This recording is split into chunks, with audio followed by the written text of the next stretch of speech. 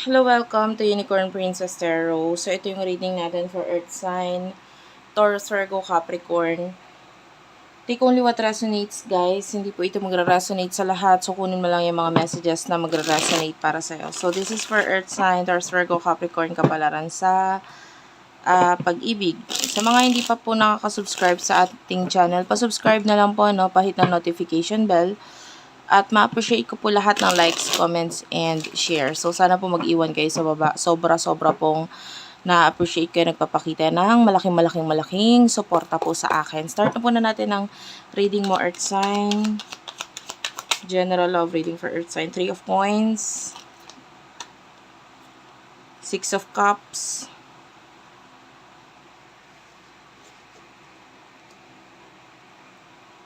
And then, sa person na nakakonect mo, the Sun.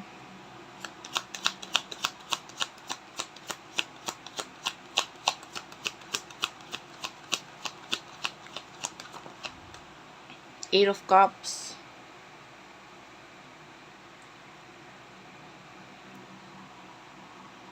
And then, mutual or situation. Situation ninyo ngayon ng person na ito. You do have here the Tower. At the bottom of the deck is the Five of Cups. Okay.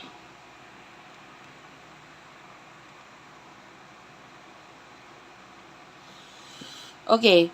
So, sa nakikita natin dito, I feel like, may mga growth na nangyayari sa'yo, especially sa money, no? Sa finances mo, nagkakaroon ng growth. Maganda yung nakikita natin dito kasi pinupush ka talaga ng mga tao din sa paligid mo na gawin mo yung best version ng sarili mo and then i-push mo lang yung mga magagawa mo pa sa buhay mo na na makakabuti para sa'yo. And then ina-apply mo naman yun sa sarili mo, no?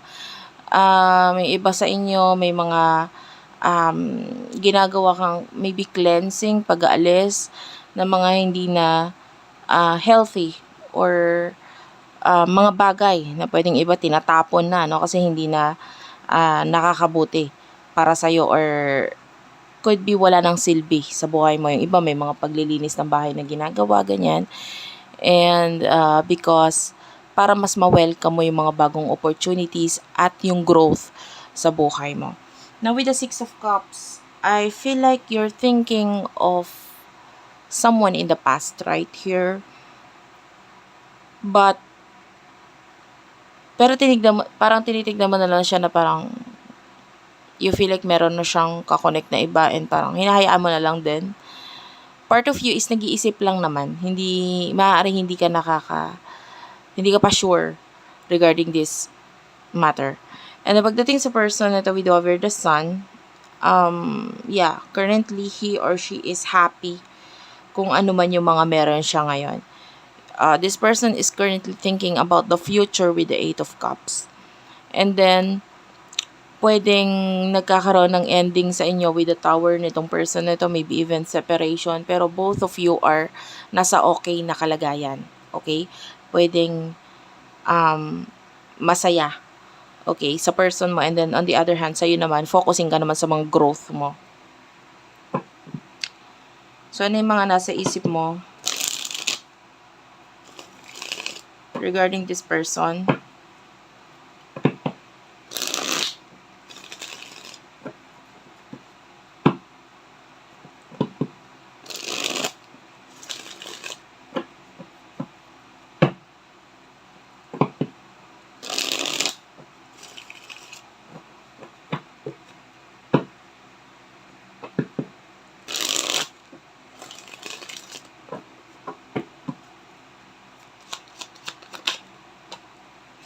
You do have the Queen of Swords.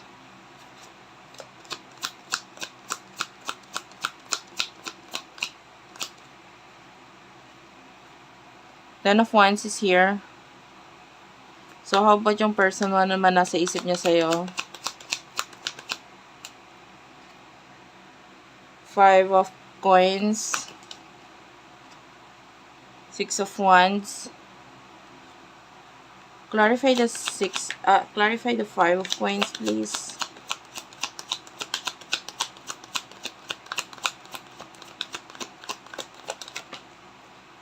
Clarified by the 8 of coins.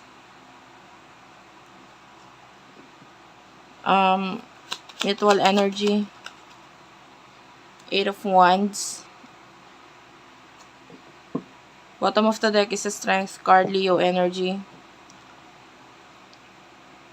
Okay, actually ang nasa isip mo with the Queen of Swords is gusto mo nang i-cut off at i-end kung ano man yung meron sa inyo nito person na ito. And I feel like ang nasa isip mo ngayon is yung mga responsibilidad mo sa buhay with the Ten of Wands. You're focusing na magawa as much as possible. Marami kang magawa as much as possible. And I feel like binibisi mo lang yung sarili mo all the time, no? Pero, yeah. With regards to your person with the 5 of coins and the 8 of coins, medyo ang nasa isip niya ngayon yung mga problem niya ngayon sa pera, no? So, pwedeng with the 6 of wands, Aries, Leo, Sagittarius energy,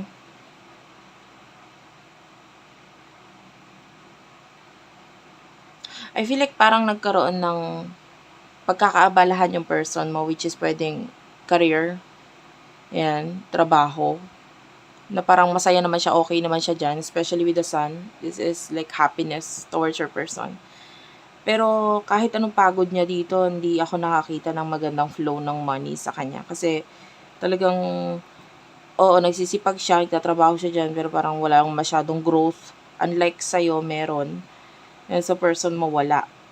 Napapagod siya ng parang, either meron naman, kaya lang kulang, or talagang napapagod lang siya, tapos parang wala kulang pa rin talaga, bagsak yung finances nitong person na ito. So, ito yung nasa isip niya. And then, yung mutual energy ninyo with the 8 of wands, pwedeng, ang focus ninyo is yung mga ginagawa ninyo ngayon. Like, maybe, yung iba sa inyo, family. This is like a family card for me. So, yung iba sa pamilya, nandun yung focus nila. Yung iba naman sa mga ginagawa nila ngayon, and then yung person mo, ganun din. Bottom of the deck is the strength card, Leo energy. So, yeah. Kinakaya nyo lahat ng mga bagay na nasa sitwasyon nyo ngayon. I feel like yung iba sa inyo medyo nahihirapan or napapagod ka. Or, no. Yung iba sa inyo, pwedeng kaya mo kung ano yung nangyayari sa'yo ngayon, pero nahihirapan ka or napapagod ka maybe sa pag-iisip. There are times na iniisip mo to person na ito, tapos gusto mo lang i-end yung pag-iisip na yon. So, napapagod ka doon. Papagod ka kakaisip. So, anyway, okay lang. Kahit hindi mag-resonate sa'yo 100%. So, yung emotions mo towards your person, ano yung emotions mo? Focus tayo sa emotions mo patungkol sa person na ito. King of Wands. Emotion mo patungkol sa person mo.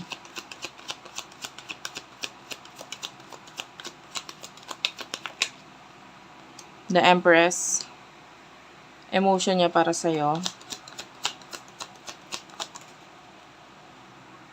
Page of Coins, and one more card. 8 of Swords. What's with the 8 of Swords? 5 of Cups.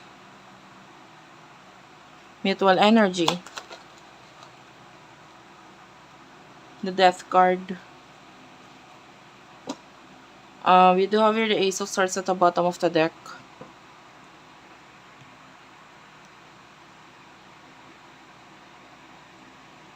Inom lang po ako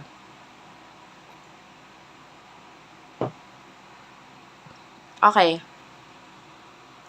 With regard sa emotion mo, with the King of Wands, yung iba sa inyo pwedeng naging honest ka naman dito sa person na ito, maybe in the past, regarding sa emotion mo para sa kanya. With the Empress, ang focus mo na ngayon dito is sarili mo This is you loving yourself. This is you. You look so beautiful, by the way. Babae man or lalaki. This is someone na parang kahit hindi mo na kailangan patunayan sa iba yung ganda mo, yung physically physically. Or sa kung ano yung meron ka ngayon. Hindi mo na kailangan sabihin sa kanila, hoy, maganda ako, ganyan. Kasi kita nila yan. Kita nila yan. I feel like for some of you, you are financially stable.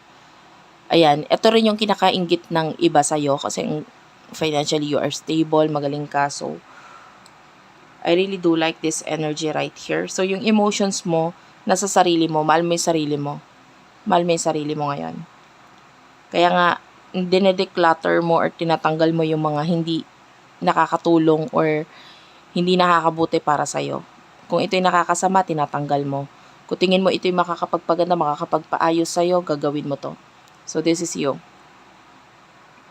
So, pagdating sa person mo with the Page of Coins, emotion niya para sa'yo, parang kunwari pera-pera lang eh. I don't know kung makaka-relate ka doon. Pero maaaring kunwari pera lang yung, yung priority niya sa'yo. Like, kung magkakaroon ng pag-uusap sa inyo, pera ang unang binubungad nitong taong to or what. But with the 8 of Swords and the 5 of Cups, yeah, this person is nalulungkot, nasasaktan. And pwedeng hindi niya ino-open or sinasabi sa'yo yun. Pinipigilan niya, pigil yan with the 8 of Swords. So, alamin natin siya, bakit siya nalulungkot at nasasaktan. You do have here the Hanged Man. This person is waiting for you, naghihintay siya. But, hindi yun yung pinapakita niya, kunwari pera-pera lang. The Death card, Scorpio energy, so maybe there's ending na nangyayari sa inyo nito person nito, but, yeah. Pwedeng isa pa ito sa nakakapagpasakit ngayon dito sa person mo kasi naghihintay siya. So, what will happen in the future for the both of you? Future actions. Future actions. You do have the King of Swords. Kung mananotice mo, ito yung, yung cards mo. You do have the King, the Queen of Swords, the King of Wands, and the King of Swords. That is a very professional person and that is you. Pwedeng ang nasa isip mo is mga professional life mo, career mo, ganyan. And also, ang taas talaga ng tingin ng mga tao sa'yo, no? Gusto ko yon. Andun yung respeto nila sa'yo, mataas ang tingin nila sa'yo. And you do have here the Temperance. Clarify the Temperance. 10 of Cups. Okay. 10 of Coins. And then pagdating sa person mo, future actions. Ng person daw, we do have here the Fool. The 9 of Cups. Clarify the 9 of Cups. And the Fool. You do have here the Star. Mutual energy. 10 of Swords. Okay. 9 of Coins is at the bottom of the deck. Okay. So, sa nakikita natin, in the future, nakakita tayo ng money dito with the 10 of Coins. This is you. Pwedeng may mga ma-achieve ka. I can see you being successful, by the way. Yung iba successful ka na ngayon, may ikaka-success pa yan. With the King of Swords, nakakita tayo ng growth and professional ka talaga eh. So, focus mo is yung career mo, stability mo. Yeah. And with the Temperance, pwedeng ang future action mo is maging patient lang pagdating sa connection mo with this person or kahit sa love, literal, no? Kahit hindi sa person na ito. Parang kung ano na lang yung dumating sa'yo, yun na lang. Okay? And nakikita naman natin, hindi ka naman naghahangad or hindi ka naman nag-e-expect ng kung ano. Maybe kahit dito sa person na ito, hindi ka nagkakaroon ng expectations. I feel like sa person mo, we do have here the Fool. Another pagtitake ng risk ang gagawin nitong person na ito na pwedeng may kinalaman sa kanyang career. And with the 9 of Cups, I feel like pwedeng magkaroon ng success para sa kanya pagdating sa kanyang career. With the Star, nandun pa rin yung paghahangad nitong taong to in the future. So, definitely walang actions mula sa person mo. And then, wala rin namang actions mula sa'yo.